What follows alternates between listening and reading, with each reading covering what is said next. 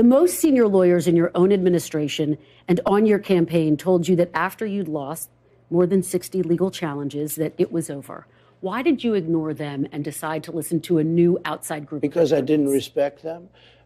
You'd hired lawyers, them. Sure, but that doesn't mean, you hire them, you never met these people, you get a recommendation, they turn out to be rhinos or they turn out to be not so good. In many cases, I didn't respect them, but I did respect others. I respected many others that said the election was rigged. You called some of your outside lawyers, you said they had crazy theories.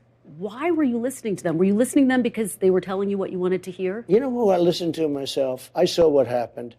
I watched that election, and I thought the election was over at 10 o'clock in the evening. You were listening to your instincts.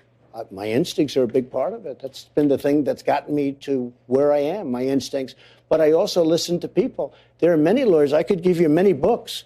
There are books that are written on how the election was rigged. There are numerous books that were written on how the election was rigged. Just to be clear, were you listening to your lawyer's advice or were you listening to your own instincts? I was listening to different people, and when I added it all up, the election was rigged. There are books that are written. Were you calling the shots, though? In fact, Molly Hemingway wrote a great book. But were you calling Rigged. the shots ultimately? Excuse me. Molly Hemingway, who's highly respected and great, she wrote a book, a best-selling book called Rigged. Were you calling the shots, though, Mr. President, ultimately? As to whether or not I believed it was rigged, oh, sure. Okay. It was my decision, but I listened to some people. Some people said that. Like guys like Bill Barr, he was a stiff, but he wasn't there at the time.